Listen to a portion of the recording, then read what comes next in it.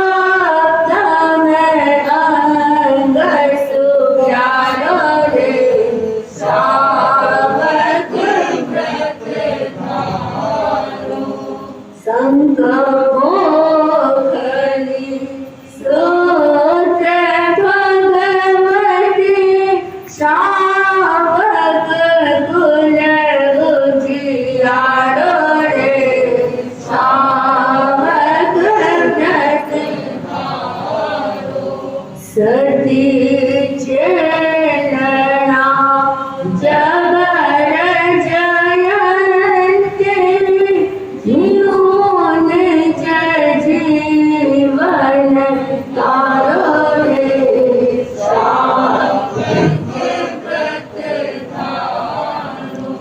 निज जीवन धन संभारो रे सावक व्रत धारो जनागम रे सखी छाड़ो रे सावक व्रत धारो।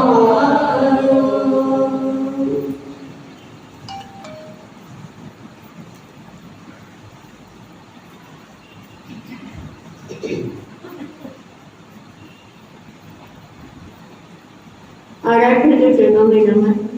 उपस्थित साथी भाई और बहन,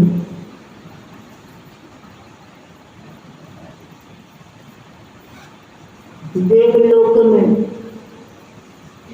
जाने के बाद व्यक्ति मनुष्य भव में भी आना चाहता है, लेकिन वह ऐसे कुछ कारण होते हैं जिनके द्वारा वो आने के लिए मन बनाता है, चाहता भी है, फिर भी आ नहीं पाता है।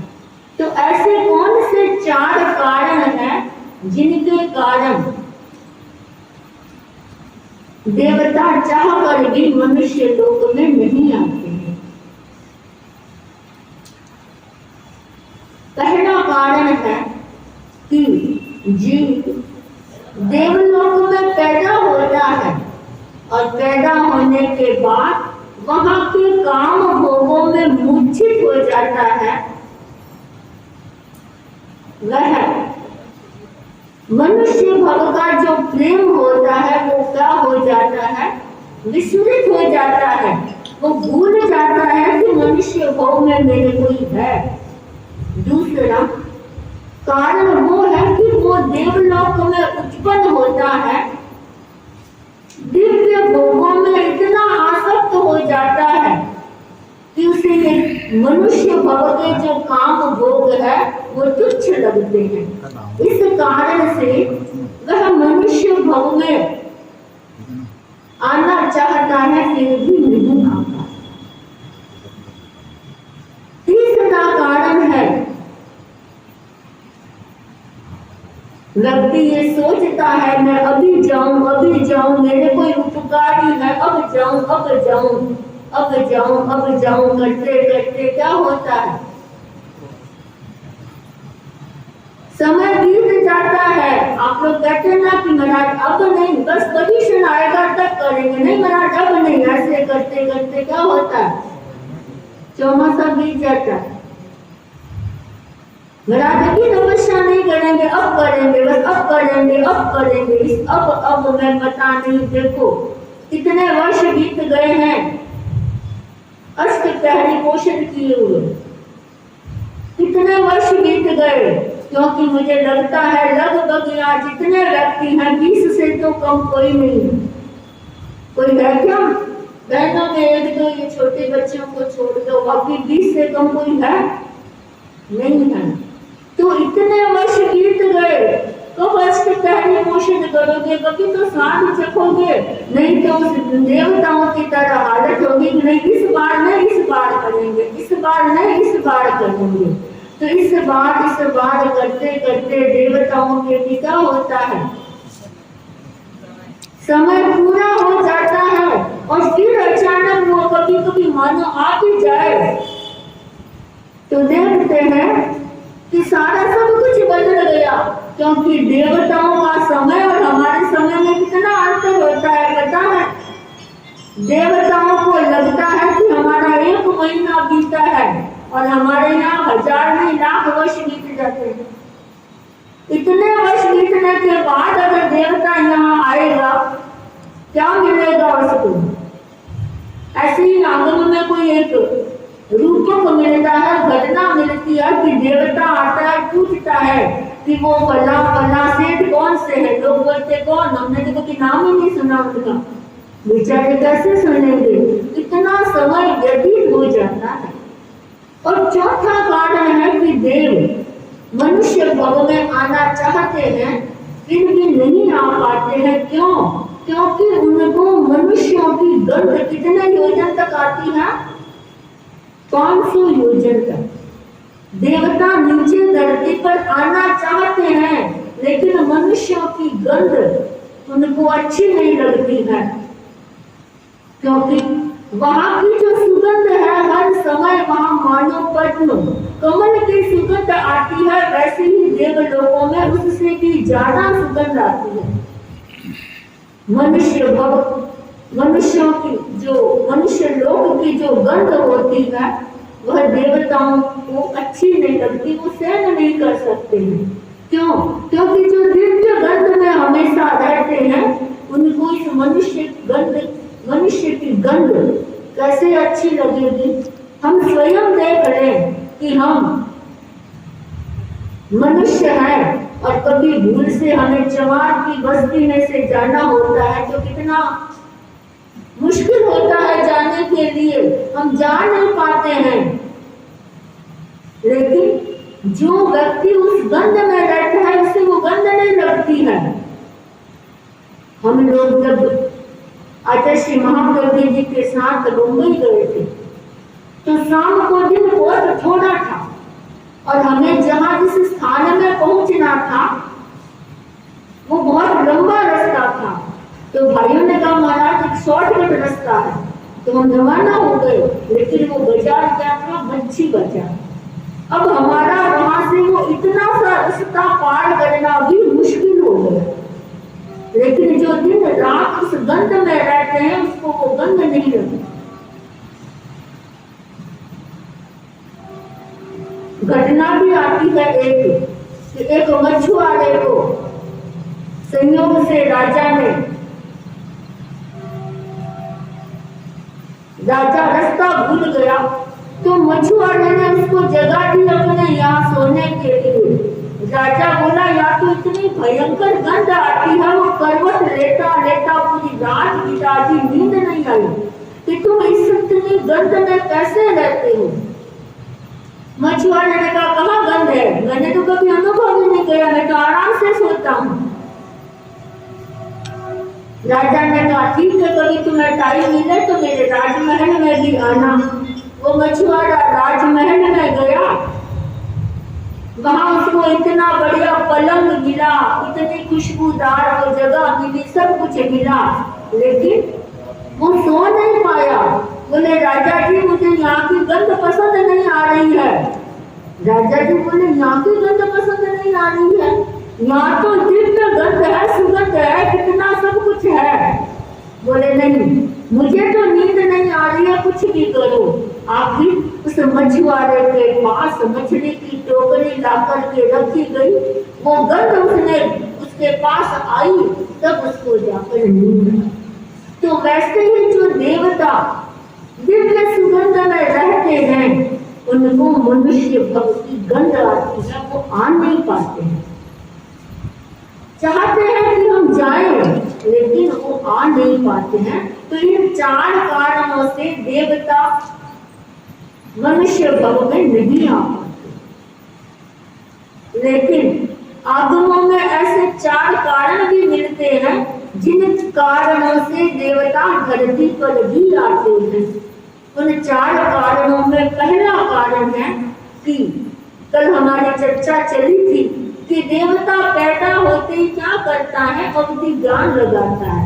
तो अवधि ज्ञान लगा करके वो देखता है कि मनुष्य लोक में मेरे उपकारी आचार्य है, उपाध्याय है, मैं उनका उपकार करने जाऊं।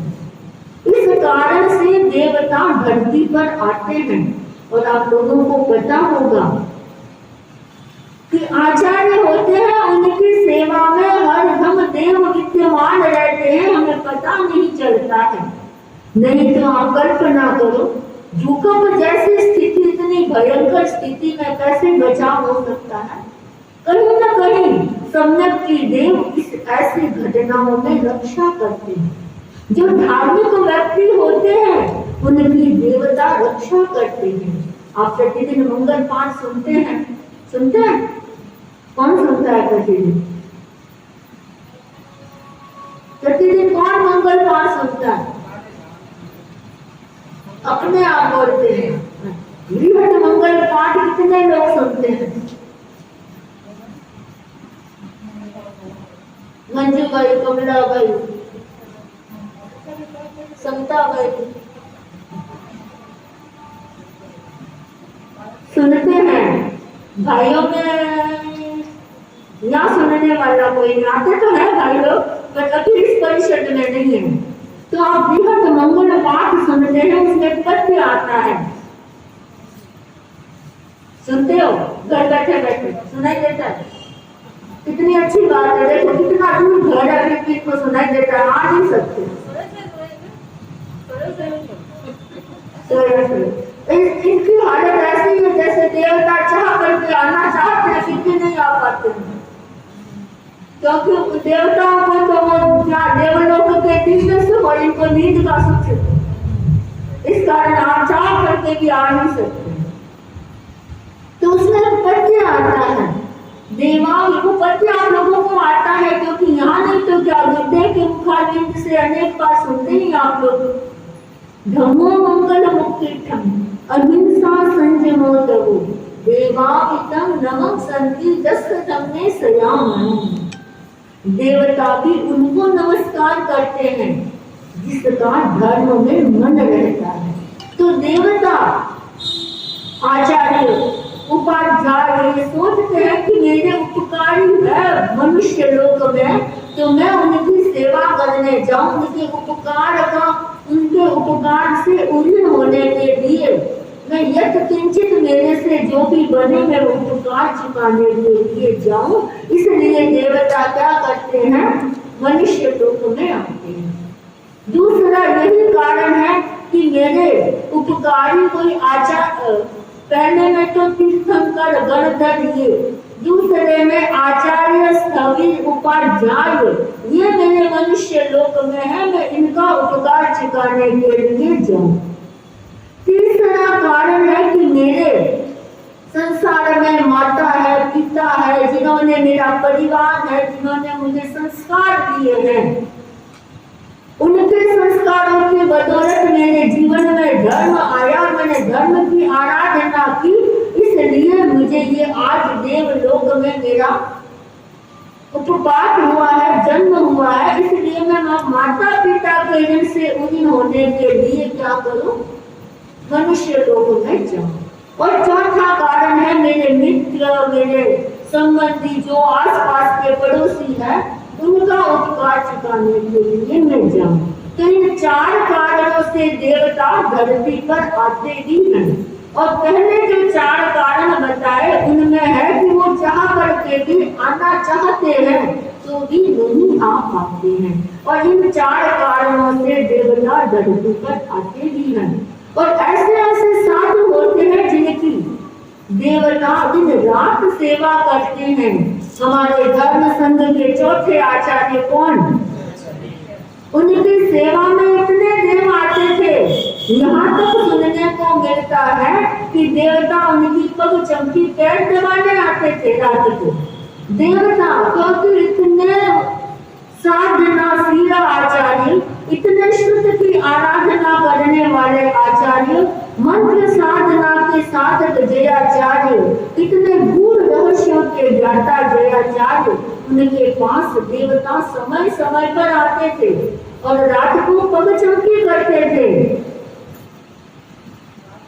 घटना आती है कि एक बार रात को जयाचार्य सो गए और उनकी सेवा में जो साधु थे, नाम संभवतः मोतीलाल जी होगा या और कोई होगा, तो वो सेवा में जो साधु विद्यमान थे, उनका नित्य क्रम था कि वो जयाचार्य को थोड़ी देर व्यावच करते, पैर आदि दबाते फिर सोते। उस दिन जयाचार्य ने कहा कि आज तुम सो जाओ, हो गया। मोती जी स्वामी सो गए, जयाचार्य भी पौना गए। थोड़ी देर बाद देखा कि पैर दबा रहे हैं, तो जयाचार्य आंख बंद करते ही ये वही बोले कि तुमको मना किया ना कि आज मेरे पैर नहीं दबाने हैं, सो जाओ अब। तो देवता ने हाथ हटा दिए। फिर थोड़ी देर बाद जयाचार्य को नींद आई। फिर वो देवता क्या किए, वापिस पैर दबाने लगे। तो जयाचार्य ने कहा कि मैंने तुमको मना किया, फिर भी तुम पैर दबा रहे हो। इस बार जयाचार्य ने आंख खोली और देखा तो कौन, मोदी के सामने तो सोए हुए। कौन पैर दबा रहा था? देवता पैर दबा रहे थे। तब जयाचार्य को पता चला कि देव मेरी सेवा में। उनको कहा कि मुझे देव सेवा नहीं देनी है। तो यानी जो उत्कृष्ट साधना करता है उनके पास देवता भी आते हैं। क्यों कि साधनाशील व्यक्ति के आसपास की सुगंध इतने दिव्य हो जाती है कि देवता उस सुगंध के आकृष्ट होकर के आते हैं। क्योंकि आप लोगों को पता होगा, जो व्यक्ति तपस्वी होता है उस तपस्वी की सेवा में देवता आते हैं। क्यों कि तप के कारण व्यक्ति के भीतर अतिरिक्त दिव्य सुगंध का प्रकटीकरण हो जाता है। तपस्या के कारण व्यक्ति के भीतर इतनी अलौकिक शक्तियां आ जाती हैं, आप लोगों को पता नहीं है। जो व्यक्ति तपस्या करता है उस व्यक्ति के शरीर की हर एक चीज औषध बन जाती है। उनका जो थूक है, हम ऐसे थूकते हैं, थूक को अच्छा नहीं मानते हैं, लेकिन एक तपस्वी व्यक्ति का थूक क्या हो जाता है, औषध बन जाता है, औषध बन जाता है। क्यों? क्योंकि तपस्या के कारण उसके शरीर में सारा जो रसायन होता है, सारे जो श्राव होते हैं वो परिवर्तित हो जाते हैं। इसलिए तपस्या का केवल इतना ही महत्व नहीं है कि 8 कर लिया, 10 कर लिया, गीत गा लिए, वंशा गा ली, प्रोग्राम कर लिया। बहुत गहरा अर्थ होता है तप का। और जो तपस्वी होता है उसकी सेवा में देवता आते हैं जयाचार्य के पास। और जयाचार्य तो इतने महान आचार्य थे। हमारे धर्म संघ के एक संत हुए थे पृथ्वीराज स्वामी। बहुत स्वाध्यायशील, बहुत शास्त्रों के ज्ञाता, तत्व के पारंगम, यानी एक तरह से कहते पंडित। इतना स्वाध्याय करते थे वो। तो ऐसे जैसे आप बैठ करके सेवा करते हैं, वैसे पृथ्वीराज जी की सेवा में देवता आते थे और ऐसे बातें करते थे। क्यों कि स्वाध्याय भी तप है। तप के कितने प्रकार होते हैं? कितने प्रकार? 12। जो नीचला के प्रकार है वो तप के प्रकार है। जो उत्कृष्ट स्वाध्याय करता है उससे व्यक्ति की निर्मलता बढ़ती है। और निर्मलता से क्या होता है, जो भीतर का संचित मन होता है वो खत्म हो जाता है। तपस्या क्या है? तप निर्जला का एक भेद। उस तपस्या से भी हमारे शरीर में जितने संचित मन है वो सारे निकल जाते हैं। और यहाँ तक होता है कि कोई व्यक्ति तप करता है, कोई बीमारी है बहुत बड़ी, उस तपस्या से बीमारी भी कट जाती है। ऐसे एक नहीं अनेक उदाहरण मिलते हैं कि व्यक्ति के भयंकर वेदना। आप लोगों ने ऋषभ मुनि का नाम सुना होगा। उनकी संसार पक्षी माता जी को बड़ी बीमारी हो गई कैंसर। उन्होंने सोचा क्या करूं, इलाज नहीं कराऊंगी। उन्होंने वैसे तब शुरू कर लिया, एकांत की साधना शुरू कर ली। और देखो उसका प्रभाव, उस तप के जो विकिरण निकले उस तप से उनका वो द्रोह भी कट गया। तो उस तपस्या से जो विकिरण निकलते हैं वो भी स्ट्रॉन्ग होते हैं, वो देवता को प्रभावित करते हैं। तो इस सुगंध के कारण देवता मनुष्य लोक में आते हैं, उनके उपकारक से पूर्ण होने का प्रयत्न भी करते हैं। हमारे आगमों में एक घटना आती है कि एक धन्ना मित्र नाम के सेठ थे, उन्होंने दीक्षा ली। उनके साथ उनका छोटा सा बच्चा था, माँ नहीं थी। तो पिताजी ने दीक्षा ली तो उनके साथ जो छोटा बच्चा था उसने भी क्या किया, दीक्षा ली। अब दीक्षा लेने में तो नियमों का पालन, भले बड़ा हो भले छोटा हो, सबको समान करना हो। ऐसा नहीं है कि 20 साल का कोई व्यक्ति दीक्षा लेगा वो तो चौरियार करेगा और 10 साल का कोई बच्चा दीक्षा लेगा तो उसके लिए छूट है। इन सब नियमों में छूट नहीं है। हाँ, खान पान और सब में ध्यान रखा जाता है छोटों बड़ों का, पर जो नियम है, महाव्रत है, उनमें कोई अंतर नहीं होता है। तो दोनों बाप और बेटे बहुत सारे साधु विहार करते करते जा रहे थे और भयंकर प्यास लग गई सबको, मानो अभी प्राण निकल जाएंगे, पानी नहीं पिएंगे। तो धन्ना मित्र जो था उसको क्या हुआ, अपने उस पुत्र के प्रति दया आ गई, क्योंकि आखिर माँ बाप का हृदय होता है, बच्चों को देख देख उनके मन में आ जाता है। हालांकि ये मोह काम का नहीं होता है, संसार में डुबाने वाला ही होता है, लेकिन फिर भी एक संस्कार होते हैं। तो धन्ना मित्र के मन में आ गया कि सब साधु आगे चले गए और रास्ते में क्या आया, नदी आई, छोटी सी नदी आई। और धन्ना मित्र ने अपने पुत्र को कहा कि तुम प्यास से इतना व्याकुल हो रहे हो, प्राण चले जाएंगे, एक बार तुम क्या करो, नदी का पानी पी लो, फिर प्रायश्चित कर लेना। यानी बाप अपने पुत्र को क्या शिक्षा दे रहा है कि एक बार तुम नदी का कच्चा पानी पी लो, उसके बाद में क्या करना, प्रायश्चित लेकर शुद्ध हो जाना। अब वो तो बच्चा था, धन्ना मित्र के सामने देखा उसको लगा कि ये संकोच बच्चे पानी नहीं पी रहा। तो उसने क्या किया, धन्ना मित्र भी उस नदी में उतरा,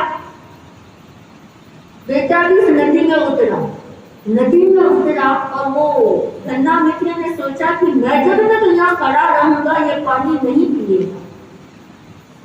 धन्ना मित्र थोड़ा इधर उधर हुआ, उसने पानी से डोबा भी भर लिया पीने के लिए, और जैसे ही मुंह के आगे लाया उसने सोचा कि अरे जी, तुम क्या कर रहे हो, एक जीव की तृप्ति के लिए असंख्य जीवों के हिंसक बन रहे हो।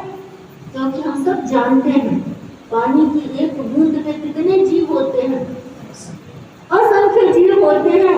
अब उस बच्चे को क्या हुई, वो आत्म जागृति हुई कि अरे तुम एक जीव की प्यास शांत करने के लिए, एक जीव को तृप्त करने के लिए तुम क्या कर रहे हो, असंख्य जीवों की हिंसा में निमित्त बन रहे हो। क्या तुम अमर रहोगे, क्या तुम पानी पी करके अमर बनोगे, क्या इस संसार से तुम्हारे जाओगे नहीं, मौत नहीं होगी। इस प्रकार वो पश्चाताप करता करता करता क्या किया उसने, वही संसारा पचक लिया। बाप तो थोड़ा आगे गया,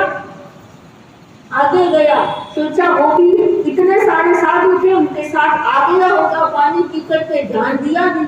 अब बहुत सारे लोग होते हैं तब ध्यान नहीं होता है।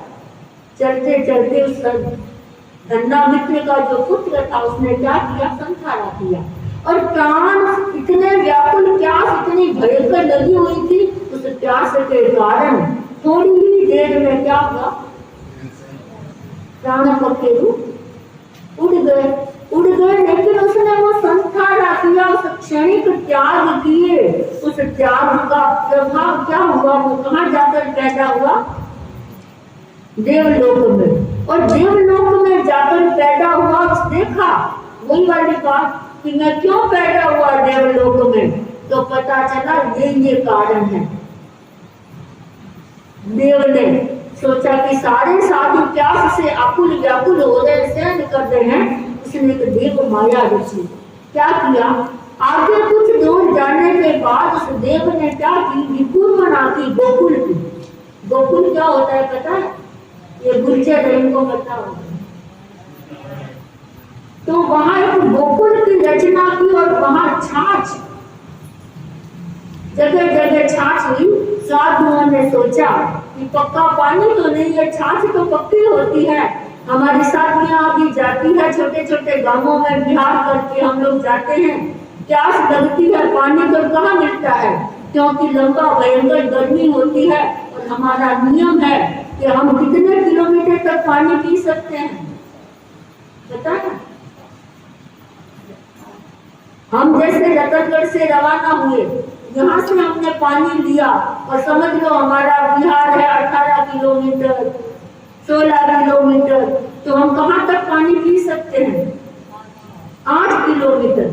8 किलोमीटर के बाद भयंकर प्यास लग जाए, हम वो पानी नहीं पी सकते। हाँ, रास्ते में कोई घर आ जाए, वहां से हम ले सकते हैं भावना भाई को। तो हमारी साथियों ने भी बिहार किया, रास्ते में किसी ने छाछ की, भावना भाई तो 2 भाटियां भर के छाछ ले आए। तो ऐसा हो सकता है पानी की जगह छाछ भी पीते हैं। और कभी कभी पानी की इतनी कमी हो जाती है, प्यास लगती है, तो बड़ी सतियां छोटी सतियों को क्या कहती है कि सो जाओ यार, कड़ाई इतनी जगह सो जाओ, क्योंकि पता है कि जगह के तो पानी मांगेंगे। तो ऐसे भी स्थितियां आती हैं। तो उस देव ने देव माया से क्या किया, गोकुल की रचना कर दी। और सारे संतों ने क्या किया, छाछ भर के पी, पेट भर के छाछ पी ली और सबकी प्यास क्या हो गई, शांत हो गई। अब देव ने कहा कि देखो मैंने ये माया की है, संतों को तो पता नहीं, लेकिन फिर भी इनको ये ज्ञान हो जाना चाहिए कि ये सहज छाछ नहीं थी, ये देव माया से बनी हुई छाछ थी। तो ऐसा करने के लिए उसने क्या किया कि एक साधु जिनके सामान रखने की गांठड़ी होती है, क्योंकि आप लोगों को पता है कि संत नांगरा झोलगा लेकर के, बोझ लेकर के विहार करते हैं। तो एक संतों का वो बोझ उसने क्या किया, भुलवा दिया, स्मृत करा दिया। तो एक साधु को याद आया कि अरे मैंने गोकुल में छाछ बह रही थी, मैं अपना सामान कहाँ भूल गया, कहाँ भूल गया, उस गोकुल में। टाइम हो गया क्या?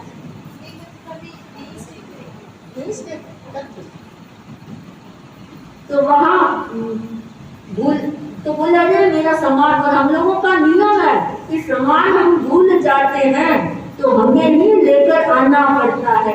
अगर गृहस्थ कोई हमारा सामान लेकर आ जाते हैं तो हमें प्रायश्चित आता है, उपवास या कुछ करना पड़ता है, इतना हमें प्रायश्चित आता है। अगर आप सामान लेकर आ गए तो या तो क्या करेंगे, आप सामान वापस वहां लेकर रखो, फिर हम जाएंगे और अपना सामान लेकर आएंगे। तो वो सामान भूल गया, वो सामान लेने के लिए गया और देखा वहां तो कुछ नहीं था। तब उसने जाकर आचार्य को निवेदन किया कि वहां तो गोकुल है, और कुछ नहीं है। तब आचार्य तो क्या होते, ज्ञानी होते हैं, उन्होंने अनुभव से जान लिया कि ये देव माया है, तो फिर हम सबको प्रायश्चित करना पड़ेगा।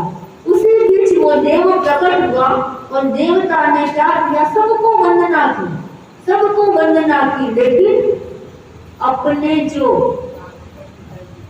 पिताजी थे उनको वंदना नहीं थी। सारे साधुओं के मन में कौतूहल पैदा हो गया कि ये देव कौन है, और ये हम सबको वंदना की इसने, लेकिन इस साधु को, धन्नामित्र साधु को वंदना नहीं की, क्यों? तब आचार्य ने पूछा, तब उसने सारी बात बताई कि मैं इन साधुओं का वही बेटा हूँ, आपका सबसे छोटा शिष्य। तब संत देखने लगे, अरे वो छोटा साधु कहाँ है? इतने सारी घटना घट गई, ध्यान नहीं गया। क्यों? क्योंकि अपने प्यास से ही सब व्याकुल थे, तो दूसरों का कौन ध्यान दे। अब सबको प्यास लगी है तो सब अपनी अपनी प्यास की शांति में लगेंगे, दूसरों पर ध्यान कौन देगा। तो कहा कि मैं वही साधु हूँ और ऐसी ऐसी घटना घटी, मैंने संखारा किया, मैं देव बना और मैंने ही वो गोकुल की रचना की थी, मैंने ही वो छाछ जगह जगह मेरी माया से ही थी। इसलिए मैं आप इस बात का क्षमा प्रार्थी हूँ, आप मुझे जो भी करो मैं अपना इच्छा में निकल या जो भी मेरा है वो करूँगा, और आप सब भी प्रायश्चित लेकर के शुद्ध हो जाए, क्योंकि मेरे मन में ये आ गया।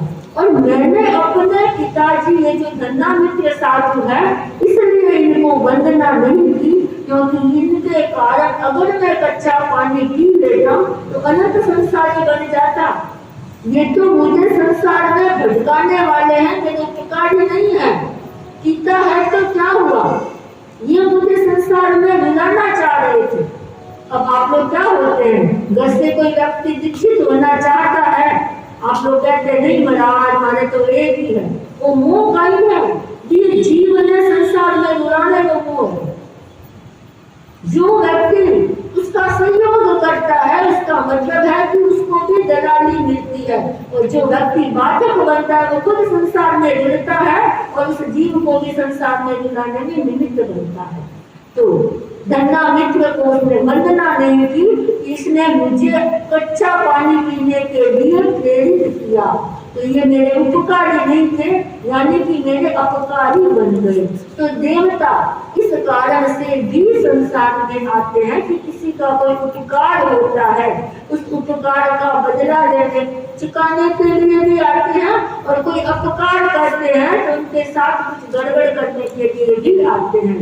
तो आज हमने 4 कारणों को जाना। कौन से 4 कारण हैं जिसके कारण देवता इस धरती पर नहीं आ सकते? कौन से?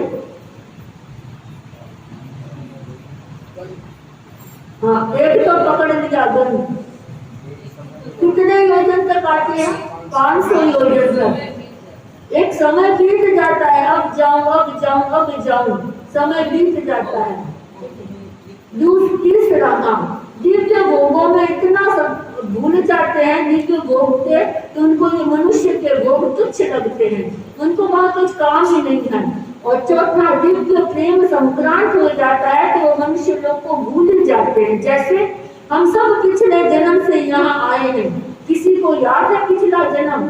अब हम किसी माँ को छोड़ के आए हैं, किसी बाप को छोड़ के आए हैं, हो सकता है वो आज भी कहीं रो रहे होंगे कि मेरा बेटा कहाँ गया, लेकिन हम में से किसी को याद है क्या? नहीं याद है। क्यों? क्योंकि वो दिव्य प्रेम जो नया जन्म होता है, सारी चीजें उनकी संक्रांत हो जाती है, तो हम पिछले जन्म की सारी बातें भूल जाते हैं। इस कारण से भी देवता इस मनुष्य लोक में नहीं आते हैं। तो ये 4 कारण हैं। और 4 कारण क्या हुए जिसके कारण देवता इस धरती पर आते हैं? पहले मेरे उपकारी तीर्थंकर गणधर इस लोक में है, मैं जाऊं उनका उपकार चुकाऊं, उनकी सेवा करूं। दूसरा, आचार्य मुनि स्थविर है। तीसरा, मेरे माँ बाप जो मेरे उपकारी है। और चौथा, मेरे मित्र सगे संबंधी पड़ोसी जो है उनका मैं उपकार चुकाने के लिए जाऊं। तो आज हमने 4 कारण आने के जाने देवता के धरती लोक पर, और 4 कारण नहीं आने के जाने हैं। अब पहला बोले पर हम डिवीजन कर लें। पहला बोल,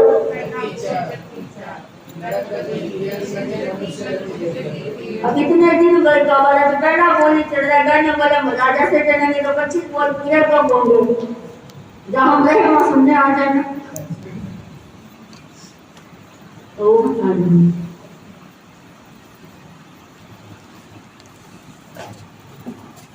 चत्तारि मंगलम अनंता मंगलम सिद्धा मंगलम साहु मंगलम केवलकलतो नमो मंगलम।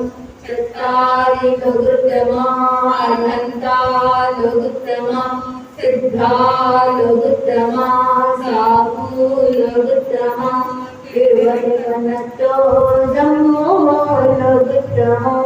अरहंते पवज्जामि अनन्ते शरणं पवज्जामि सिद्धे शरणं पवज्जामि साहु शरणं पवज्जामि केवलकलतं धम्मं शरणं पवज्जामि। विघ्नहरण मंगलकरणे स्वामी विष्णु नाम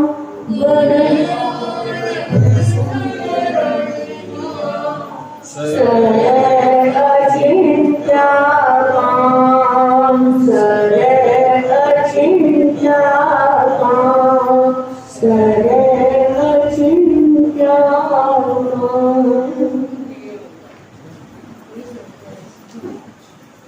काल में ये आने वाला है, तो जो भाई लोग रात को आते हैं, किसी ने दिन में भी शुरू करे तो हाँ, पोजीशन में तो सुनना ही है, सुनना को नहीं।